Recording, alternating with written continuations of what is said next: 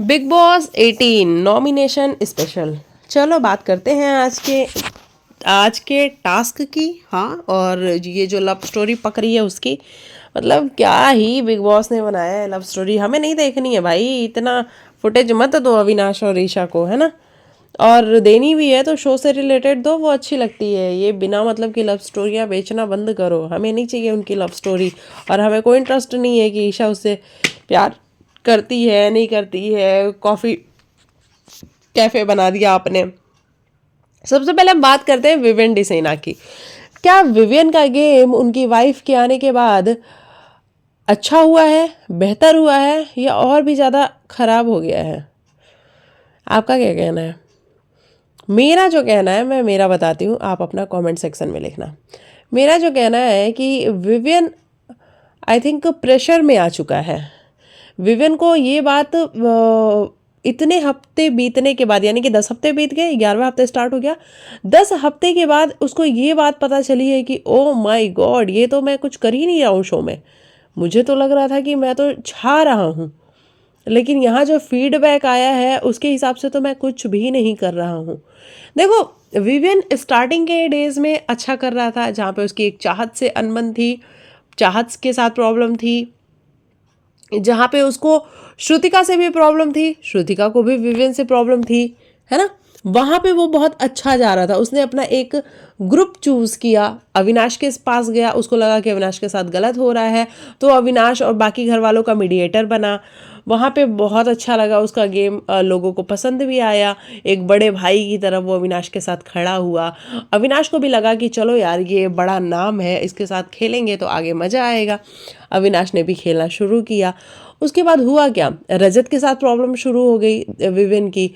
वो एंगल भी बहुत लोगों को पसंद आया, जहाँ पे लोगों ने रजत को गलत कहा, विवियन को सही कहा कि वो जिस तरीके से कान में जाके चीख रहा था वो गलत था। विवियन ने वहाँ पे कोई रिएक्शन नहीं दिया। तो ये सारी चीज़ें जब विवियन के साथ हो रही थी, लगातार बैक टू बैक 2 बार वो टाइम गॉड भी बना है। और इन सब में बुरा कौन दिख रहा था? करणवीर मेहरा, क्योंकि उसका जो गेम है वो बिल्कुल ख़त्म दिखाई दे रहा था। वो ना बोलता था, ना डोलता था, ना कुछ बातें करता था, और ऐसा लगता था कि करणवीर अब गया।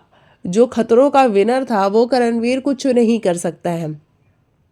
लेकिन उसके बाद से बुलाया जाता है करणवीर के अपने दोस्त को, संदीप सिगन को। संदीप जब आके जाते हैं तो भी करण नहीं जागता है, फिर हिना आके जाती हैं तो भी करण नहीं जागता है। करण जागता कब है? करण जागता है जब फरा आती हैं, है ना। जब फरा आके उसको अप्रिशिएट करती हैं तब उसकी आंख खुलती है कि ओ माय गॉड, ये तो द करणवीर मेहरा शो बन चुका है। और उसके बाद करण के अंदर वो पावर, वो एनर्जी आती है। ठीक है, तो ये तो करण का गेम हो गया। हम विवियन पे थे, तो विवियन का जो गेम है वो रजत से जब तक लड़ाई वड़ाई चल रही थी उसकी, बहुत अच्छा लग रहा था। लेकिन जैसे ही करण थोड़ा सा जागा, रजत विवियन के साइड आ गया। अब रजत, विवियन, अविनाश, ये सारे मिलके किसको परेशान कर रहे थे? करण को परेशान कर रहे थे। तो कहीं ना कहीं विवियन को ऐसा लग रहा था कि चलो रजत अपनी साइड है तो अब हम सारे मिलके करण को टाइम गॉड नहीं बनने देंगे। भैया, तुम करण को टाइम गॉड नहीं बनने दे रहे थे, इसमें तुमको लग रहा था कि तुम करण का गेम खराब कर रहे हो, लेकिन कहीं ना कहीं विवियन तुम्हारा ही गेम खराब हो रहा था। और हम इस बात को कह भी रहे थे कि अब विवियन नज़र नहीं आ रहा है, क्या वो शो में कुछ कर नहीं रहा है या फिर उसकी फुटेज काटी जा रही है? क्यों विवियन नज़र नहीं आ रहा है? मैं पिछले कई हफ्तों से ये बात कह रही थी कि विवियन की फुटेज कम क्यों हो रही है, विवियन कुछ कर क्यों नहीं रहा है शो के अंदर। इट मीन्स कि विवियन कुछ कर ही नहीं रहा था तो फुटेज आती कहाँ से, है ना। और अचानक से एक दिन खबर आई कि उनके घर से उनकी वाइफ आई। उसी वीकेंड के वार पे उनकी क्लास लगाई गई और ये कहा गया, पहले मेकर्स ने कहा कि आप स्पाइनलेस हो, फिर सलमान सर आए, उन्होंने कहा आप अपने लिए स्टैंड नहीं लेते हो, फिर उनकी वाइफ आई, उनकी वाइफ ने कहा कि भैया यहाँ तो तुम्हारे सारे दुश्मन ही बैठे हुए हैं, कोई तुम्हारा दोस्त ही नहीं है। ना तुम्हारा अविनाश दोस्त है, ना तुम्हारी ईशा दोस्त है, ना तुम्हारा करण दोस्त है, ना तुम्हारी शिल्पा दोस्त है। और ये चाहत सारा वारा से तो बात करने की ज़रूरत ही नहीं है, इनको इनके साथ तो लड़ने की ज़रूरत ही नहीं है। अब एक बात बताओ, विवियन के लिए तो सारे रास्ते उनकी वाइफ खुद ही आके बंद करके चली गई। विवियन बैठे तो बैठे किसके पास, बातें करे तो करे किससे? वो तो चलो विवियन फिर भी समझदार है कि उसने एटलीस्ट अविनाश से दुश्मनी नहीं मोली। अविनाश से उसने दुश्मनी नहीं मोली। उसने आज ईशा सिंह को भी कहा कि ईशा, ये क्या है जो तुम थाली लेके घूमती रहती हो कि भैया रिश्ते बना लो, रिश्ते बना लो, ये तुम क्या करती हो? ऐसे अगर घूमोगी तो फिर हमारी प्रायोरिटीज में तुम्हारी प्रायोरिटीज के लोग नहीं होंगे। ईशा कहती है अच्छा ठीक है, कोई बात नहीं, मुझे इस बात से कोई प्रॉब्लम नहीं है। लेकिन वो बात ईशा को अच्छी नहीं लगी। अच्छा, विवेन ने ना अविनाश से भी ये चीज़ पूछी कि अविनाश तूने मुझे क्यों नॉमिनेट किया, लेकिन ये वाली फुटेज मेकर्स ने दिखाई ही नहीं, है ना। प्रोमो में हमने देखा था कि अविनाश से विवेन ने पूछा था, हालांकि अविनाश के पास कोई जवाब नहीं था, या फिर अगर अविनाश ने कुछ घुमा फिरा के गोल गोल जवाब दिया भी हो तो मेकर्स ने वो कट कर दिया था। और ये नॉमिनेशन वाली बात पूछना आज के एपिसोड में मेकर्स ने दिखाया ही नहीं, ठीक है। तो मेकर्स यहाँ पे अविनाश की चीज़ें भी काट रहे हैं, आप ये भी नोटिस करना। तो ये सारी चीज़ें हुई। उसके बाद से जब नॉमिनेशन की बारी आती है, विवेन नॉमिनेट किसको करता है? शिल्पा को नॉमिनेट करता है। और किसको करता है? करण को। मतलब विवेन को भी चाहिए कि एक जो अपना टारगेट है शुरू से, मतलब करण के साथ और शिल्पा के साथ उसकी बॉन्डिंग थी, लेकिन तब तक थी जब तक शिल्पा विवेन को फेवर कर रही थी। जिस दिन से शिल्पा ने ये कहा कि अब मैं करण को फेवर करूंगी, उसी दिन से विवेन को प्रॉब्लम हो रही थी। और ये बड़ा क्लियर एविडेंट नजर आ रहा था कि विवेन को प्रॉब्लम है। और विवेन कई बार शिल्पा जी के पास गया कि क्यों, आखिर स्टार्टिंग में जब 50 डेज मेरे थे तो अब क्यों करण के, मैं उस प्रायोरिटी में क्यों नहीं हूं, ऐसा विवेन ने कई बार शिल्पा जी से पूछा है। लेकिन शिल्पा जी के ऊपर भी इतना प्रेशर डाला गया जहां पे उनको चूज करना पड़ा कि मैं करणवीर की साइड रहूंगी, तो उन्होंने फाइनली चूज कर लिया। आज भी आप सबने देखा कि विवेन जाता है शिल्पा जी के पास, उनसे बातें करता है, उनको कहता है कि ठीक है भाई, आप अपना करण रखो, अगर आपको करण चाहिए तो।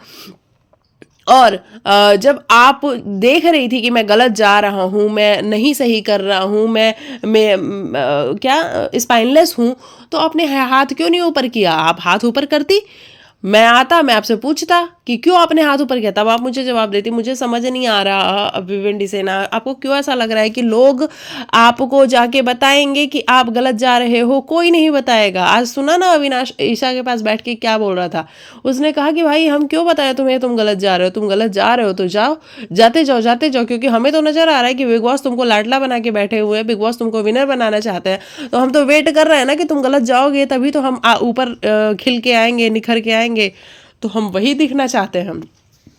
और विवेन अविनाश के साथ नहीं बिगाड़ रहा है, जबकि विवेन को ये बात समझनी होगी कि अविनाश उसके मुंह पे बहुत सारी चीज़ें कर रहा है। आज वो शिल्पा के साथ भी बैठ के बातें कर रहा था, जहाँ पे शिल्पा को वो ये बोल रहा था कि नहीं, मेरी और भी बहुत सारी प्रॉब्लम्स है विवेन के साथ। और विवेन ने जब पूछा कि क्या भाई शिल्पा से क्या बात चल रही थी, उसने बात को इधर उधर घुमा दिया और उसने आंसर नहीं किया। तो अविनाश जो कर रहा है, अविनाश जो गेम खेल रहा है विवेन के साथ, ये बात विवेन को समझ ही नहीं आ रही है। उसको लग रहा है कि अविनाश अपना बंदा है, जबकि मेन जो गेम है वो तो अविनाश ही खेल रहा है ना। ईशा को अविनाश ने समझाया रात में कि देख यार, तू जाके विवेन को ये बोल दे, जब वो तुझे थाली बोल रहा है कि थाली लेके रिश्तों का घूमती रहती है, तो उसको ये बोल कि भैया मुझे जहाँ फ़ायदा होगा मैं तो वहीं जाऊँगी, तो अब मुझे उन रिश्तों से भी फ़ायदा है, तो इसलिए मैं उन रिश्तों से बना के रख रही हूँ। और सेम की सेम बात ईशा ने आके चेप दी विवेन को अगले दिन कि विवेन ऐसी बात है कि अब उन रिश्तों में मैं इसीलिए जा रही हूँ, यानी कि रजत एंड ऑल के पास, क्योंकि उन रिश्तों से भी मुझे फ़ायदा है। तो कहीं ना कहीं अविनाश है जो गेम को घुमा रहा है चारों तरफ से, लेकिन विवेन या तो देख नहीं पा रहा है या तो विवेन को समझ में नहीं आ रहा है। जबकि उसकी वाइफ ने क्लियरली कहा था कि अविनाश तुम्हारा सगा नहीं है, लेकिन विवेन इस बात को क्यों नहीं समझ रहा है, अब ये तो विवेन ही जानता है। लेकिन एक चीज़ आज का गेम देखने के बाद क्लियर हो गई कि विवेन जो हमें लग रहा था कि अच्छा करेगा, फीडबैक के बाद, स्पून फीडिंग के बाद, वो विवेन अब अच्छा करता हुआ तो नहीं नज़र आ रहा है, बल्कि वो थोड़ा सा और लॉस्ट सा नज़र आ रहा है। हाँ, उसने आज रजत बोल रही मैं, करण और शिल्पा को जरूर नॉमिनेट किया, करण से अपने रिश्ते तोड़े हैं, लेकिन मुझे नहीं लगता कि करण के साथ उसका कोई ऐसा बड़ा भाईचारा वाला बॉन्ड था, नहीं था, है ना, नहीं था उसका कोई ऐसा बॉन्ड करण के साथ। कई बारी वो करण के बारे में गलत चीज़ें बोलता हुआ खुद ही नज़र आया, जहाँ पे उसने कहा कि we are just taking him as a joke. है ना, कि हम तो इसको मजाक के जैसे लेते हैं, अरे ये बी ग्रेड आर्टिस्ट है। बहुत सारी बातें उसने करण के बारे में की हुई हैं, विवेन ने खुद ही। तो करण के साथ कोई ऐसा तुम्हारा बहुत फ्रेंडशिप वाला बॉन्ड नहीं था जिसको तुम तोड़ रहे हो, यानी कि तुम सिर्फ उन्हीं रिश्तों को तोड़ रहे हो जिसको तुम तोड़ना चाहते हो। शिल्पा हो गई और करण हो गया। बाकी तुम चाहते तो आज ईशा को भी नॉमिनेट कर सकते थे। देखते एक बार ईशा को नॉमिनेट करके कि क्या एक्सेप्ट करता है अविनाश। नहीं नहीं नहीं करता वो। आज देखो जिन लोगों ने विवेन को नॉमिनेट नहीं किया, वहां पे अविनाश ने क्लियरली पूछा कि भाई चाहत, तुम बताती हो कि तुम्हें सबसे ज्यादा प्रॉब्लम विवेन से है। तुम वो घंटी बजाने वाले में भी कहती हो कि मैं घंटी विवेन के बजाना चाहती हूँ, तुम टॉर्चर वाले में भी कहती हो कि मैं टॉर्चर विवेन को करना चाहती हूँ। तो हर जगह अगर विवेन डिसेना है, तो जब नॉमिनेशन की बारी आई तो फिर विवेन डिसेना क्यों है, क्यों नहीं है? तो एटलीस्ट विवेन को आप पूछना चाहिए कि भाई तू मेरा सगा है या मेरा दुश्मन है, तू मेरा दोस्त है या दुश्मन है, क्या है? तू चाहता है कि मैं नॉमिनेट हूं? क्योंकि आज तो वो पूरे एफर्ट्स डाल रहा था। अच्छा, एक चीज और, श्रुतिका ने कहा कि ये तो अविनाश है जो चाहता है कि शिल्पा मैम को विवेन नॉमिनेट करे और इसलिए विवेन ने नॉमिनेट किया है। इस बात को अविनाश ने श्रुतिका से कहलवा के प्रूफ भी करवाने की कोशिश की कि पहले तो ये क्लियर कर दे, ये नैरेटिव जो तू सेट कर रही है कि विवेन मेरे कहने पे क्या नाम है इनका, शिल्पा जी को नॉमिनेट कर रहा है, तो ऐसा नहीं है। जबकि श्रुतिका ने क्लियरली कहा कि नहीं भाई ऐसा ही है। तो वो 4-5 बार एक ही बात को जब इंसिस्ट कर रहा है, वो लोगों के दिमाग में बात जाती है। तो भैया गेम तो अविनाश ही खेल रहा है। विवेन आपके मुंह पे वो सारी चीजें कर रहा है, आपको नजर ही नहीं आ रहा है। जबकि कल आपकी वाइफ अविनाश के बारे में भी आपको बता के गई है, बता के गई है ना, तो फिर क्यों नहीं देख रहे हो? आंखें खोलो, थोड़ा सा देखो। लेकिन आपको भी चाहिए कि घर में कोई तो बॉन्ड हो, सबसे ऐसे रिश्ता तोड़ दोगे तो फिर रहोगे किसके साथ? तो शायद इसकी वजह से आप अविनाश को नहीं टारगेट कर रहे हो, है ना? लेकिन वो आपको टारगेट करने से नहीं छोड़ रहा है। उसको तो चाहिए कि मैं विवियन का गेम ओवर करूं ताकि मैं आगे जाऊं।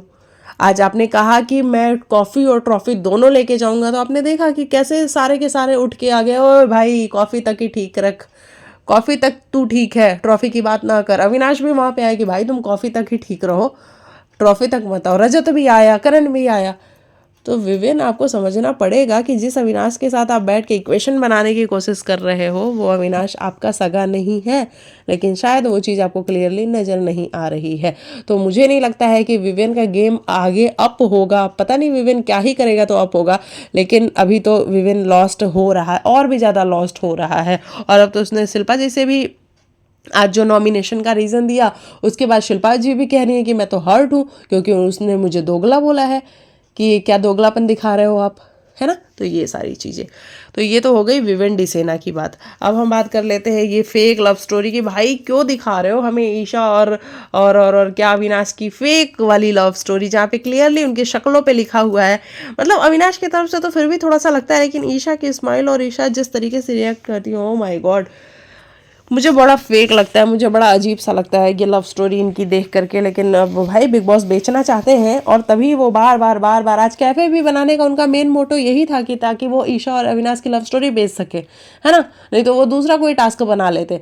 लेकिन उनका मेन मोटो यही था, और इसीलिए आज उन्होंने कैफे बनाया, जहाँ पे आपने देखा ना कि जैसे ही ईशा एंटर हुई, लाइट्स ऑफ हो गई, डिम लाइट्स हो गई, म्यूजिक आ गया बढ़िया वाला, ताकि प्रोमो भी तो कट सके ना।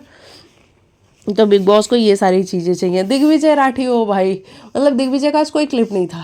ये देखो ना दिग्विजय के साथ कितना बुरा हो रहा है, कोई क्लिप ही नहीं था दिग्विजय का। दिग्विजय बिल्कुल बैठा हुआ था कि आज तो मैं नॉमिनेट करूंगा इनको इनको इनको।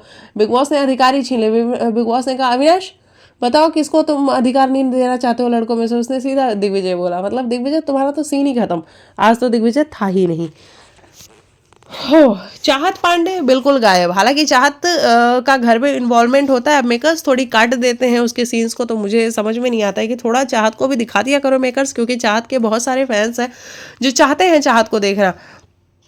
आज दिग्विजय के साथ चाहत बैठी हुई थी वहां पे, ईडन, सारा, यामिनी, कशिश, ये सब बैठ के बड़ी अजीब सी बातें कर रही थी चाहत के बारे में। कि देखो ना कितने प्यार से बैठी है, देखो ना क्या कर रही है। मतलब वो डिफेम करने वाले, कैरेक्टर असैसिनेट करने वाले तरीके से बात कर रही थी, जो कि मुझे थोड़ा सा डिसअपॉइंटिंग लगता है कि बिग बॉस आप एक बार स्टैंड क्यों नहीं लेते हो, एक बार बात क्यों नहीं करते हो कि क्या चाहत यहाँ पे अपना कैरेक्टर असैसिनेट कराने के लिए बैठी हुई है क्या। कोई भी आता है उसको तबले की तरह बजा के निकल जाता है। पहले ईशा ने कहा था आरफीन के साथ जब वो बैठी हुई थी, आज दिग्विजय के साथ बैठी हुई थी, तो बाकी लड़कियां कह रही हैं। ये कितना सही है कि एक लड़की ही दूसरे लड़की के लिए क्या क्या वर्ड्स का यूज़ कर रही है। तो मुझे लगता है कि ये थोड़ा सा गलत है। अच्छा, आज रजत ने फिर से चाहत को बुला लिया कि भाई आजा छज्जे पे बैठ, मेरे साथ बातें कर। मुझे समझ नहीं आया कि एक सेकंड में तो वो बुलाता है, चाहत चली भी जाती है, और फिर आज ले दे के रजत ने चाहत को ही नॉमिनेट कर दिया कि इसने मुझे टाइम गॉड बनने नहीं दिया, और सेम रीजन चुम ने दिया कि रजत ने मुझे टाइम गॉड नहीं बनने दिया तो मैं इसको नॉमिनेट करती हूँ, है ना।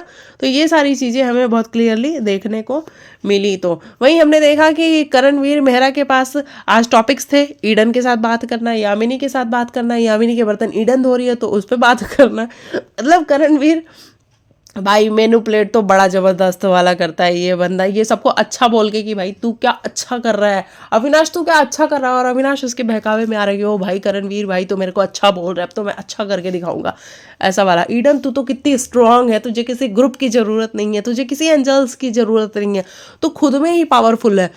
ईडन सोच रही है कि अच्छा अब मैं अकेला खेल सकती हूँ क्या, तो ऐसा वाला ईडन को लग रहा है कि अच्छा मैं अकेला खेल सकती हूँ क्या, लेकिन फिर उसको कहीं नहीं नहीं ये तो मुझे चढ़ा रहा है और मैं चढ़ने नहीं वाली हूँ। ये चीज़ें आज यामिनी का बर्तन ईडन धो रही थी तो उसमें भी उसको प्रॉब्लम हो गई कि भाई तू क्यों धो रही है, यामिनी खुद क्यों नहीं धो रही है। तो ये सारी चीज़ें करणवीर कर रहा है, और करणवीर ये सारी चीज़ें करके अटेंशन ग्रैब तो देखो कर ही लेता है, और अच्छा भी दिख रहा है आजकल करणवीर, काफ़ी सॉर्टेड भी दिखता है, अच्छा भी दिखता है, लुक वाइज भी अच्छा दिखता है, और बातें और जो उसका तरीका है वो सब कुछ भी लोगों को काफ़ी इंप्रेसिव लगती हैं। तो करणवीर छा रहा है। वही विवेन का गेम जो है थोड़ा सा और नीचे की तरफ जा रहा है। कल टाइम गॉड का टास्क होगा जिसमें बाप रे ये क्या कर रहे हैं घर वाले सारे के सारे, ये पूल में रजत कैसे गिर गया, क्या किसी ने धक्का मारा है उसको या फिर वो अपने आप ही गिरा है पूल में, वो ये थोड़ा देखने वाला मैटर होगा। मैं एक बार फिर से प्रोमो देखूंगी तब मुझे क्लैरिटी मिलेगी। और तो ये सारी चीज़ें नजर आई। बाकी एक बार हम बात कर लेते हैं कि किसने किसको नॉमिनेट किया है ना। विवेन आते हैं, वो करणवीर को नॉमिनेट करते हैं और शिल्पा को नॉमिनेट करते हैं कि करणवीर की भाई अब तू मेरा दोस्त नहीं है, हम ना एनिमी है ना फ्रेंडमी, हम कुछ भी नहीं है, और अब मैं चेंज हो चुका हूँ, तू मेरा दोस्त नहीं है। शिल्पा क्लैरिटी नहीं है आपके पास, और आपका ये जो पॉज वाला सिस्टम है ना भैया मेरे को नहीं चाहिए पॉज वाला सिस्टम। रजत आते हैं, वो चाहत को नॉमिनेट करते हैं कि टाइम गॉड नहीं बनाया इसने। दिग्विजय को नॉमिनेट करते हैं कि बाहर की बातें करता रहता है, इसके पास घर के मुद्दे नहीं है। करण आते हैं, वो रजत को नॉमिनेट करते हैं कि 70% तो भाई ये खराब है लेकिन 30% ये ना बड़ा अच्छा है। अब ये जो 30% अच्छा है वो 70% को खराब कर देता है, जो इसकी खराब वाली हरकतें हैं। और ये प्रॉमिस करता है कि मैं टास्क के दौरान उठा पटक नहीं करूंगा, तोड़फोड़ नहीं करूंगा, लेकिन ये फिर भूल जाता है। करण यामिनी को नॉमिनेट करते हैं कि आपकी ये जो पर्सनालिटी है ना मुझे पसंद नहीं आती, अब जो ये गंदगी फैलाती रहती हैं वो थोड़ा साफ सफाई नहीं करती है यामिनी। मैं थोड़ा जल्दी जल्दी बोल रही हूँ क्योंकि मेरी वीडियो ज़्यादा लंबी ना हो इसलिए। चुम आती हैं, चुम यामिनी को नॉमिनेट करती हैं और कहती हैं कि चाय के बर्तन वाले पे ही मैं आपको नॉमिनेट करना चाहती हूँ कि आप थोड़ा सा गंदगी ज़्यादा फैलाती है, साफ सफाई रखा करिए। वो रजत को नॉमिनेट करती हैं कि जैसे चाहत को आपने नॉमिनेट किया कि आप चाहत ने आपको टाइम गॉड नहीं बनने दिया, वैसे ही मैं आपको नॉमिनेट करती हूँ फॉर द सेम रीज़न। कशिश आती हैं, वो श्रुतिका को नॉमिनेट करती हैं कि वो इरिटेटिंग है। चाहत को नॉमिनेट करती है कि भाई कोई आपको परेशान करे तो आप क्या करोगे, मतलब वगैरह वगैरह। हालांकि कशिश का नॉमिनेशन अविनाश लेता नहीं है। श्रुतिका आती हैं, वो यामिनी को नॉमिनेट करती है कि इनकी पर्सनालिटी जो है वो मुझे पसंद नहीं है। और विवेन को नॉमिनेट करती हैं कि तेरे कारण मतलब अविनाश के कारण शिल्पा जी ने नॉमिनेट किया, शिल्पा जी को नॉमिनेट किया विवेन ने, ऐसा वो नैरेटिव सेट कर रही थी। वो वाली बात मैं कर चुकी हूँ आप लोगों के सामने। सारा आती हैं, सारा करण को नॉमिनेट करती हैं कि इसकी जो इंस्टिगेटिंग पर्सनालिटी इंस्टिगेट करता है चीज़ों को वो मुझे बिल्कुल पसंद नहीं है। वो दिग्विजय को नॉमिनेट करते कहती हैं कि इसका जो कंट्रीब्यूशन है शो में बहुत कम है। सारा जी अगर आपको भी दिग्विजय जितना बिग बॉस छेड़े इन द सेंस कि पोक करे, कंटिन्यू बोले, तो आपका भी गेम जीरो ही हो जाएगा, है ना। हालांकि आज भी कोई गेम नहीं है, रजत है तो आप हैं यहाँ पे। ईडन आती हैं, ईडन श्रुतिका को नॉमिनेट करती हैं, कहती हैं कि लास्ट वीक लास्ट वीक इसने मुझे नॉमिनेट किया था तो मैं इसको नॉमिनेट करती हूँ। चुम को नॉमिनेट करती हैं ईडन और कहती हैं कि इसका जो तरीका था वो बड़ा ही हर्टफुल था, बड़ा ही डिसरेस्पेक्टफुल था, तो डिसअपॉइंटेड था, तो इसलिए मैं उसको नॉमिनेट करती हूँ। शिल्पा जी आती हैं, शिल्पा जी यामिनी को नॉमिनेट करती हैं और कहती हैं कि बिन बात के अपना पीओवी देती रहती है जोर जोर से चीख चीख के, तो भाई इसलिए मुझे ये इरिटेटिंग लगती है। रजत को नॉमिनेट करती हैं, कहती हैं टास्क अच्छा नहीं करता है रजत, और जब ये आसपास होता है तो टास्क में जो है परफॉर्मेंस भी लोगों की खराब हो जाती है। यामिनी आती हैं, यामिनी श्रुतिका को नॉमिनेट करती हैं, कहती हैं कि ये नेगेटिवली ऑब्सेस्ड है मेरे से। चाहत को नॉमिनेट करती हैं, कहती हैं मेरे साथ जब भी गलत होता है तो ये बहन ही उसका कारण होती है। चाहत आती हैं, चाहत यामिनी को नॉमिनेट करती हैं और वो कशिश को नॉमिनेट करती हैं। हालांकि उसके बाद विविन को वो कहता है कि तुम विविन को क्यों नहीं नॉमिनेट कर रहे हो, मतलब अविनाश चाहता था कि वो कहीं ना कहीं विविन को नॉमिनेट करे, हालांकि खारिज कर देता है अविनाश उनका नॉमिनेशन। ईशा जो है, ईशा चुम को और शिल्पा जी को नॉमिनेट कहती हैं ये दोनों मेरी बड़ी स्ट्रॉन्ग कंपटीशन है, तो मैं अपना कंपटीशन कम करना चाहती हूँ। तो इस तरीके से जो घर में नॉमिनेट होते हैं लोग वो हैं यामिनी, रजत, करण, शिल्पा, चाहत, दिग्विजय, चुम, श्रुतिका। 1 2 3 4 5 6 7 8, यानी कि 8 लोग नॉमिनेटेड हैं घर के अंदर। वाह भाई क्या गेम है बिग बॉस का, और अविनाश ने क्या गेम खेला। हालांकि यामिनी फंस गई है इस नॉमिनेशन में, तो हो सकता है कि आगे आने वाले दिनों में आपको दिखे कि यामिनी अपने घर जा रही हैं, तो यामिनी फंस तो चुकी हैं नॉमिनेशंस में, ये वाली बात बड़ी क्लियरली नज़र आ रही है। उसके बाद से बिग बॉस ने वही रोमांस वगैरह कराया। चुम का मुझे बड़ा अच्छा लगा तरीका। अविनाश देखो एंटरटेनिंग तो है अविनाश नो डाउट, लेकिन ये ज़बरदस्ती का जो ईशा के साथ एंगल है ना, वो मुझे थोड़ा सा अजीब लगता है कि मतलब पूरा टाइम आपने बिग बॉस इसी लव एंगल के चक्कर में खींच दिया। और मुझे तो लगता है कि आज का ये जो टास्क था ना, ये कॉफ़ी वाला, ये कॉफ़ी कैफ़े आपने इसीलिए बनाया भी था ताकि आप ईशा और अविनाश का लव एंगल बेच सको। हमें नहीं खरीदना है, मत बेचो ये वाला एंगल, है ना। उनका होगा तो वो देख लेंगे, हम क्या करेंगे देख के भाई, हमें शो देखने से मतलब है। तो कुल मिला के कि विवेन डिसेना अब वापसी कर पाते हैं अपनी या नहीं, ये बड़ी देखने वाली बात है। मुझे लग रहा है कि उनके वाइफ के आने के बाद कहीं ऐसा ना हो कि जो उनका गेम था वो और भी ज़्यादा ख़राब हो जाए, है ना। आप देख रहे हो कि कल अविनाश और करण साथ में बैठे हुए हैं उस छज्जे पे, तो विवेन और बड़ी शॉक होके देख रहा है कि भाई अब ये क्या बात कर रहे हैं, क्योंकि विवेन के पास ना उसको समझ नहीं आ रहा कि ये लोग सारे के सारे गेम खेल रहे हैं और वो गेम नहीं खेल पा रहा है। विवेन वो बंदा है जो दिल का साफ सुथरा बंदा, आई थिंक वो सच्चा है, उसको नहीं मैनिपुलेट करना आता है, उसके जो मन में है वही जुबान पे है, ऐसा वाला है। तो विवेन थोड़ा सा, लेकिन वही है ना कि भैया ये बिग बॉस का गेम है, यहाँ पे थोड़ा बहुत मैनिपुलेशन आपको आना ज़रूरी है, और विवेन को वो सारी चीज़ें नहीं आती हैं, तो शायद इसीलिए विवेन थोड़ा सा बैकफुट पे नज़र तो आ रहा है। और आज के गेम उसका देखने के बाद मुझे बहुत बुरा भी फील हो रहा था विवेन के लिए कि जिस अविनाश पे वो ट्रस्ट कर रहा है वही अविनाश उसको बैक स्टेप कर रहा है कंटिन्यू, और विवेन समझ नहीं पा रहा है। ये वाली चीज़ें बहुत क्लियरली नज़र आई। चलिए मैं मिलती हूँ आपको कल के एपिसोड के रिव्यू में, क्योंकि मेरा जो रिव्यू है वो काफ़ी लंबा हो चुका है, 22 मिनट का। मैं यूजुअली इतना लंबा बनाती नहीं हूँ, मैं छोटा ही रखती हूँ, क्योंकि ऑब्वियस ही बात है ना, व्यूज़ नहीं आते हैं और मैं इतनी अपनी एनर्जी वेस्ट करती हूँ वीडियो बना के दिन भर में, व्यूज़ आते नहीं हैं, तो फिर कहीं ना कहीं मैं भी डीमोटिवेट होती हूँ। लेकिन इस बार मैंने ठान रखा है कि मैं डीमोटिवेट नहीं होगी। इस बार पूरे सीज़न का मैं रिव्यू और वीडियोस बनाने वाली हूँ, भले वो चले या ना चले। देखो मेहनत करना हमारे हाथ में, फल देना ऊपर वाले की मर्जी है।